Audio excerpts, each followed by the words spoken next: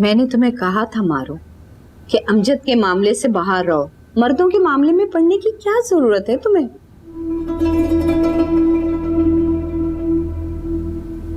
सईद अहमद को मेरी बात माननी पड़ेगी, बस कह दिया मैंने।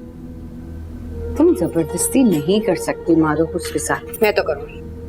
उसने सोच भी कैसे लिया कि मेरी बात से इनकार कर सकता है। करती है ना इनकार मारो। अब अमजद की वजह से तुम सईद को नाराज कर बैठोगी। मैं नहीं अम्मा, वो करेंगे नाराज मुझे, यही तो दिखाना है। ये लो, उसका फोन आ गया, क्या कहूँ? बोल दो नाराज हूँ। हेलो खाला जी, वो मारूफ का फोन क्यों बंद है? मैं रात भर उसे फोन करता रहा, कॉल काट देती थी मेरी, और अभी भी उसका फोन बंद। भाई तुम जानो या वो जाने, वैसे कल से उसका बहुत मूड ऑफ है। मुझे कह रही थी कि सईद मियां ने मेरी कोई बात नहीं मानी। खाला जी उसे समझाएं, हर बात मानने वाली नहीं होती है। भाई तुम्हें समझाऊं या उसे समझाऊं? वो तो मुझे ये कह रही थी कि शादी से पहले ही सईद मेरी बात नहीं मान रहा है। वैसे एक बात बताओ, सही कह रही थी वो? जिस बात से उसका ताल्लुक नहीं है उस बात का बतंगड़ क्यों मना रही है वो? नहीं, तुम गलत कह रहे हो। जिस बात का ताल्लुक तुमसे है तो उससे भी है।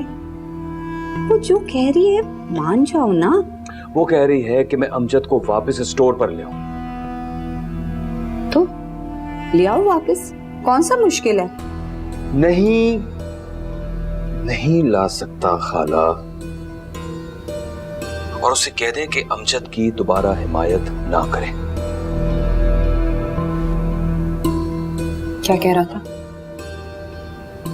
मैं तुम्हें समझा रही थी ना मारो कि किसी दूसरे की वजह से मत उलझो सईद से। अब उसने इनकार कर दिया ना। यानी कि मेरी बात की कोई अहमियत नहीं है उसके सामने। छोड़ो, ऐसी कोई बात नहीं है मारो। शादी के बाद जो है ना, तुम उसको अपना आदी बना लेना, फिर देखना कि वो कैसे तुम्हारी परवाह करता है, हर बात मानेगा तुम्हारी। बस अभी अमजद का किस्सा खत्म करो। अमजद से वादा किया मैंने अम्मा। फिर वही बात मारो, मैंने तुम्हें कहा ना अमजद का नाम मत लो।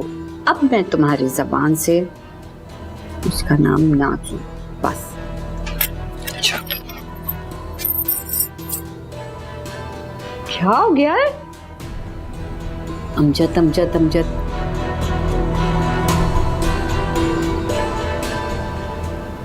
मुझे तुमसे ये उम्मीद नहीं थी मारूफ कि तुम किसी तीसरे की वजह से मुझसे नाराज हो जाओगी।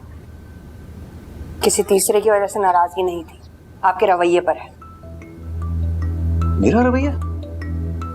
फोन कर करके थक गया हूं मैं तुम्हें। खाला जी से मैंने कहा कि एक बार मेरी मारूफ से बात करा दें, लेकिन तुम्हें तो मेरी परेशानी की कोई परवाह ही नहीं है। आपकी परेशानियों की ही तो परवाह है सईद, इसलिए एक गुजारिश की थी। एतबार वाला बंदा बहुत मुश्किल से। बस कर दो मारूफ, दोबारा इस मौजू पे मुझसे बात मत करना।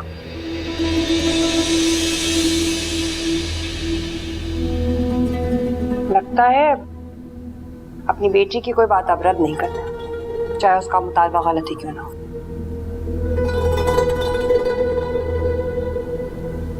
सब कुछ बता कर गया है वो। हाँ, और सच बताऊं, मुझे तो बड़ा अफसोस, ये कितने इज्जतदार आदमी के घर पे क्या खेल खेले जा रहे।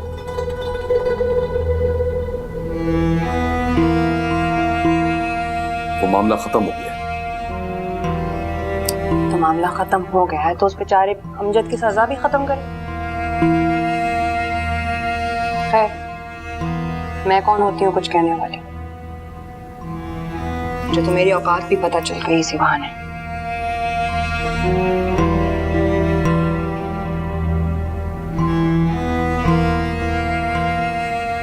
देखो मारो, तुम ज्यादती कर रही हो मेरे साथ। जरा सी बात पर तुम मेरी सारी मोहब्बत भूल गई हो।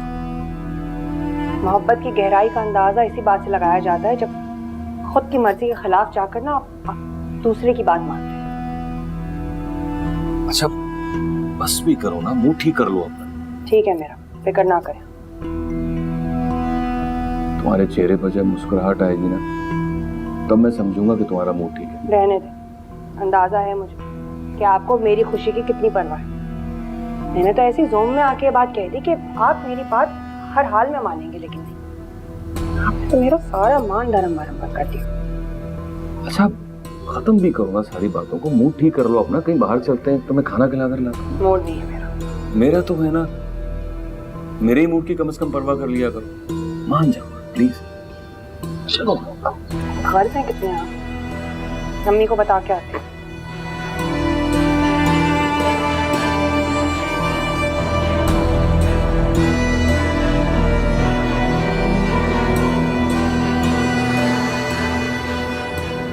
तस्वीर दिखाऊं तुम्हें? जब आएगी तो देख लूंगी। दिल रखने के लिए देख लेती अम्मा। जब मेरी बात की कोई हैसियत ही नहीं तो तुम्हें क्या खुश करूंगी? हाँ तुम तो हैदराबाद वालों के लिए खुश होती हो ना। हैदराबाद? कौन? असमत और फरमान? तुम्हें कैसे मालूम? मकान सेल पे रखा है उन्होंने, प्रॉपर्टी डीलर ने खुद बताया मुझे। उनका कोई कसूर नहीं है, वो तो अपनी इज्जत लेकर चले गए। अच्छा हुआ चले गए यहाँ से, जो होना था वो हो गया। शरीफ लोग थे तो चले गए, मगर वो मनहूस तो आ गया ना फिर। कौन? वो बेगैरत अमजद अब आके सारे मोहल्ले को झूठी सफाइयां पेश कर रहा है। भूखा मर रहा होगा ना इसलिए। उसने फिर यहाँ का रुख किया। फिक्र ना कर अम्मा, देखता हूँ उसे।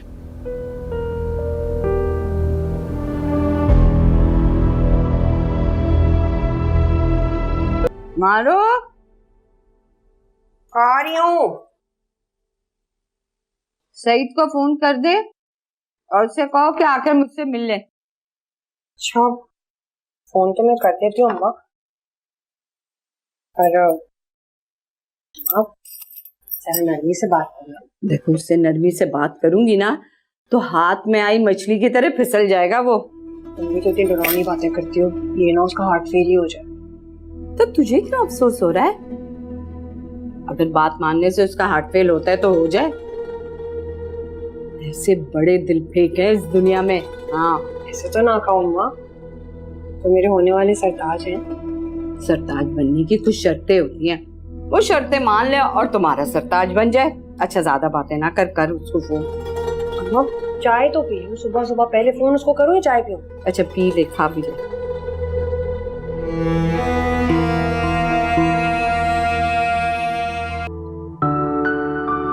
मारूख नजर नहीं आ रही। अंदर कमरे में है। खैरियत? बाहर क्यों नहीं आई? नाराज है मुझसे। नाराज है आपसे?